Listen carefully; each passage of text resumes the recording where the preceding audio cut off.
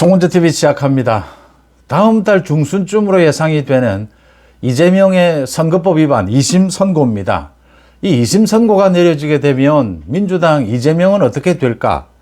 이재명이 정치적으로 법적으로 몰락하게는 될 텐데 민주당이 어떤 갈등을 빚게 될까? 이재명이 완전히 추락하게 되기에는 어떤 일들이 펼쳐지게 될까? 이런 것들이 지금 크게 관심거리입니다. 이게 민주당은 지금 이재명의 일극체제라고 하죠. 이재명 독재당이 되어 있기 때문에 이재명이 쉽게 무너지지는 않을 것이다. 이재명이 발부둥을 칠 것이다. 민주당 내에서 지금 반 이재명, 비이재명 많은 의원들 또 많은 사람들이 나서서 이재명에게 정신 차려라. 이재명으로는 안 된다. 반 이재명 연대를 만들겠다. 단체도 만들고 있습니다. 아주 거친 이야기까지 나오고 있습니다. 이재명이 최근 들어서 갈팡질팡하고 있는 것도 문제입니다. 그러니까 민주당 내에 차기 대선, 조기 대선이 있든 없든 차기 대선 후보로 이재명이 민주당 내에서는 압도적입니다. 그런데 30%대에 묶여 있다. 이재명으로는 절대 안 된다라고 하는 것이 40%, 50%에 육박하고 있다. 이재명이 이 한계를 극복하기 위해서 오락가락하고 있습니다. 그러니까 중도로의 확장, 이게 지금 보수 진보 왔다 갔다 하고 있다. 갈팡질팡하고 있다. 이런 얘기들입니다. 첫째, 이재명이 이 추가 경정 예산을 통과시켜야 한다.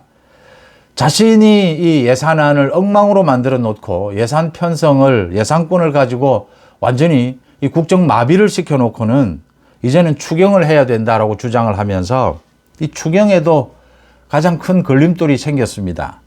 이재명이 또 말을 바꿨기 때문입니다. 그러니까 전 국민 25만 원 살포 이걸 포기하겠다라고 했다가 사실은 추경 안에, 민주당의 추경 안에 이 25만 원 현금 살포를 지역 화폐로 바꿔서 꼭 같은 것입니다. 이렇게 또 집어넣었습니다. 여기에 대해서 국민들의 비난이 쏟아지니까 이것 때문에 추경을 못한다면 빼도 좋다, 또 이렇게 이야기하고 있습니다.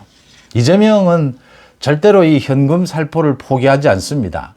이재명 자신의 그동안 지난 10년 동안 이 선거운동 가장 대표적인 공약 중에 하나였습니다. 포퓰리즘이죠.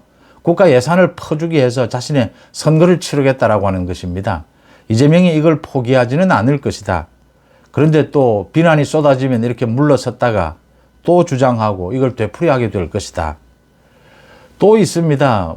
주 4일 근무제를 이제는 실현시켜야 한다라고 하면서 반도체 관련해서는 52시간 근무, 여기에 유연하게 대처해야 된다.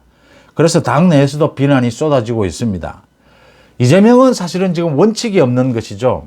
이재명은 쫓기고 있는 것입니다.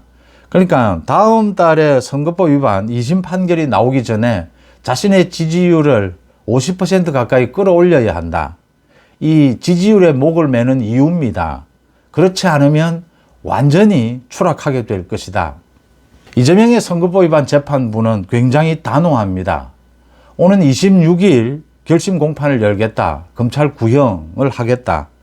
그 다음 3월 중순쯤입니다. 선고를 하겠다라는 입장입니다.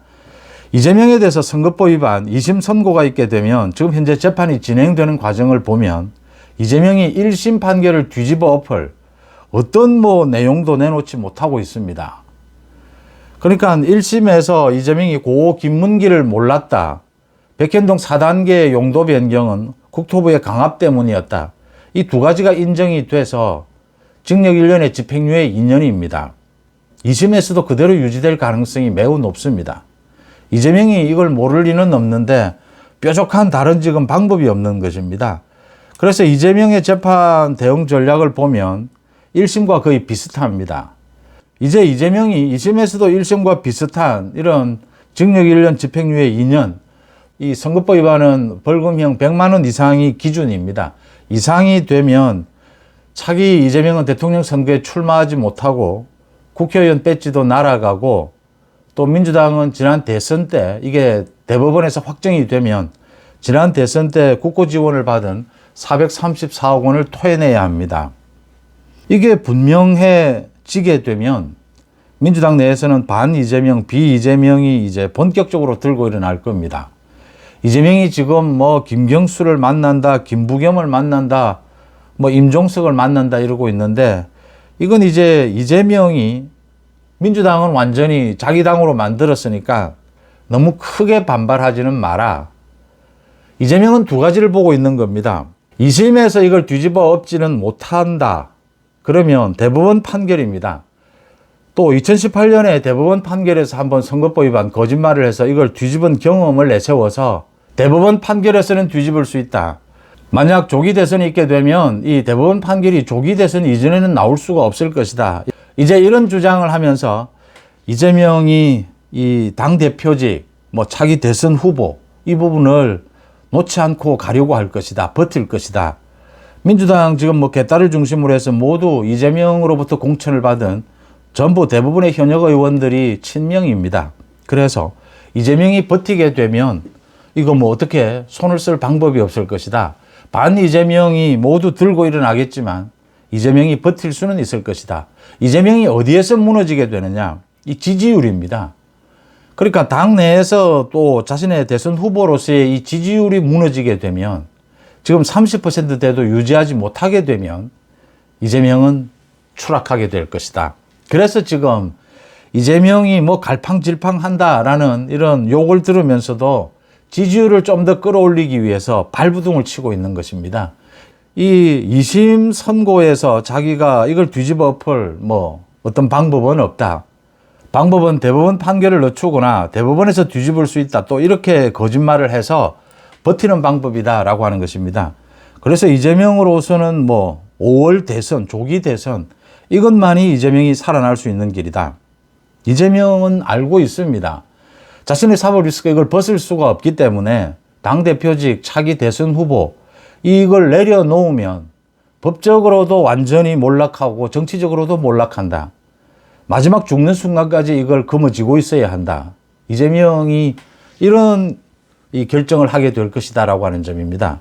그래서 포스트 이재명을 이야기할 때 이재명이 손을 들어주는 게 굉장히 유리할 수 있습니다.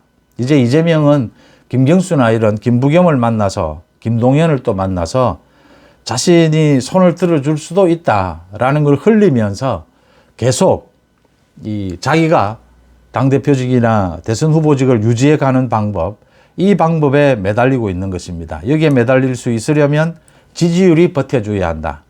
당 내에서 또 대선 후보 지지율입니다. 이걸 당 내에서 지금 70%, 80% 압도적으로 나오고 있는 이 지지율, 대선 후보로서도 30%이 지지율을 더 끌어올려야 한다. 대선 후보로서의 지지율 이걸 끌어올리기 위해서 지금 계속해서 중도로의 확장 또는 뭐 보수 정책, 진보 정책, 좌우 정책 갈팡질팡하고 있다. 이런 비난을 받고 있는 셈입니다. 당내에서 이인영을 비롯해서 뭐 김경수 등이 이재명에 대해서 거침없이 비판을 하고 있습니다. 정신을 차리지 못하고 있다. 이재명을 극복해야 된다라는 이야기들을 계속하고 있습니다. 아마 2심 선고가 다음 달 중순에 내려져도 이런 반 이재명의 이런 반발이 크게 이재명을 흔들지는 못할 것이다. 이재명이 타격은 입게 되겠지만 이 재판의 선고가 있기 전과 있은 후는 굉장히 분위기가 달라집니다. 그래서 많이 추락을 하는 이런 단계별로 추락해가는 이런 모습을 보여주게 될 것이다.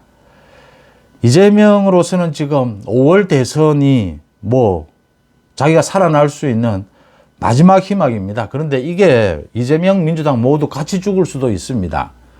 5월 조기 대선이 있다 하더라도 이재명이 민주당의 후보로 나서게 되면 그 대선이 있기 전에 대법원에서 결단을 내릴 가능성이 높습니다.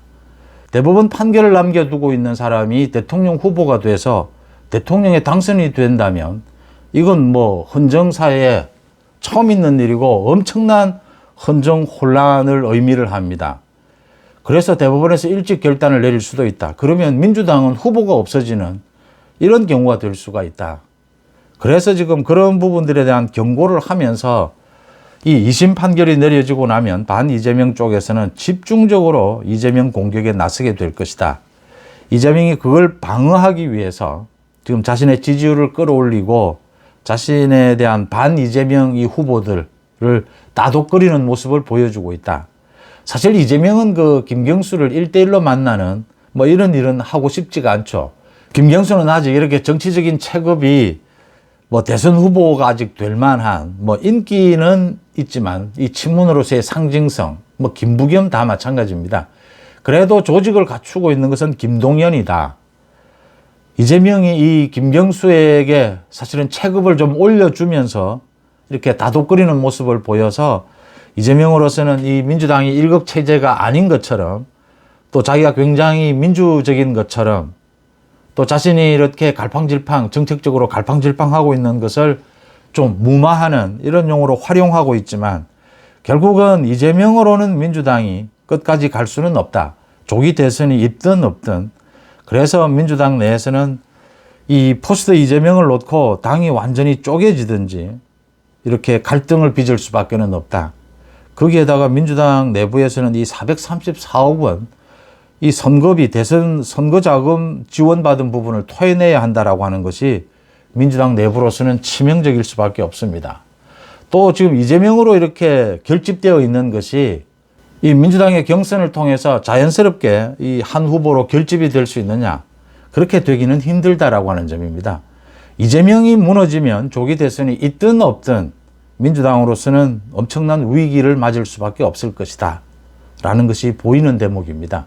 여기서 뭐 가장 중요한 것은 국민의힘 보수 우파의 지금 결집, 이 탄핵 정국에서 결집하고 있는 것, 이건 여러 가지 부분에서 이유를 찾을 수 있겠지만 여기에서 가장 중요한 것은 보수 우파, 국민의힘 지지층은 단결하고 있다라고 하는 것입니다. 이 비상계엄에 대해서 찬성하든 반대하든 현재는 분열되지 않고 단결해 있다. 이렇게 단결, 통합으로 가게 되면 어떤 경우가 오더라도 민주당을 제압할 수 있을 것이다 라는 점을 읽을 수가 있습니다. 송재TV 마칩니다. 고맙습니다.